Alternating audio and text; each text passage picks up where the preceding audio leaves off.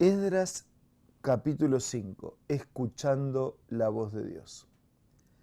Este capítulo de Esdras habla de algo que ocurrió antes de lo que vimos en el capítulo de ayer. El libro no sigue una secuencia cronológica, pues su interés central es la obra de reconstrucción del templo del Señor, no enfocándose en detalles periféricos involucrados en la historia.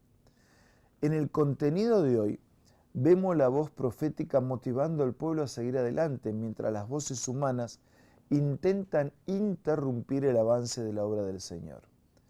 El capítulo comienza diciendo que los profetas Ageo y Zacarías insistieron con los jefes y con el pueblo para que no pararan la obra de reconstrucción del templo. A esta altura de la historia, el problema no era solo los enemigos de afuera. Los propios siervos de Dios necesitaban mantener el foco en la obra, no dejándose amedrentar o desanimar por los problemas que enfrentaban.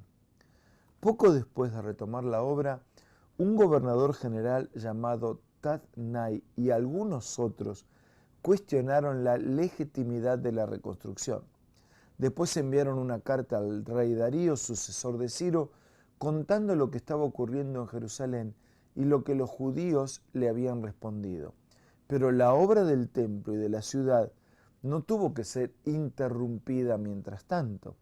En el versículo 5 podemos leer lo siguiente: los ojos de Dios estaban sobre los ancianos de los judíos y no les hicieron cesar hasta que el asunto fuese llevado a Darío. Y entonces respondieron por carta sobre esto. La respuesta que Zorobabel y los otros judíos le habían dado a Tatnai cuando fueron cuestionados muestra que ellos reconocían sus propias fallas, pero confiaban en la soberanía de Dios. Era un pueblo pecador y estaba enfrentando dificultades por causa de su desobediencia, pero confiaba que su Dios era el Dios del cielo y de la tierra.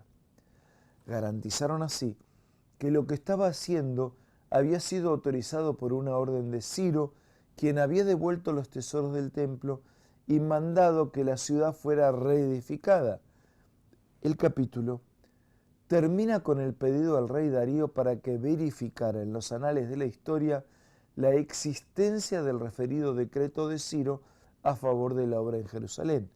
Y mientras esperaban la respuesta, los judíos debían confiar que el mensaje de los profetas sería confirmado por el favor del rey.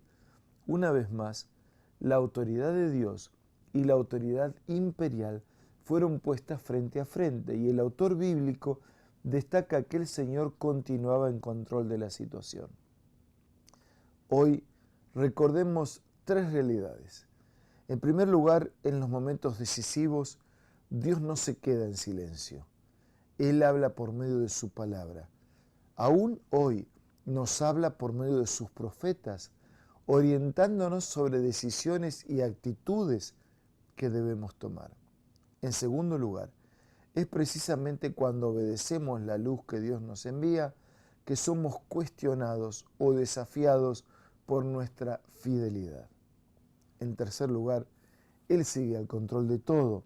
Por eso pidamos que el Señor nos haga fieles a la luz que nos ha sido concedida a través de su palabra, y que también nos dé valor para testificar, incluso aun cuando otros hayan desistido de escuchar la voz de Dios.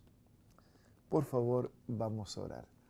Gracias, Señor, por hablarnos, y gracias por darnos a todos el privilegio de elegir escucharnos. Escuchamos tu voz a través de tu palabra. No solo eso, queremos y necesitamos seguirla, practicarla, aplicarla a nuestra vida y compartirla con fidelidad. Bendícenos para que así sea. Bendice a cada uno de nuestros amigos y hermanos. Oramos y agradecemos en el nombre de Jesús. Amén. Les dejo un abrazo. Gracias. Hasta mañana, si Dios quiere.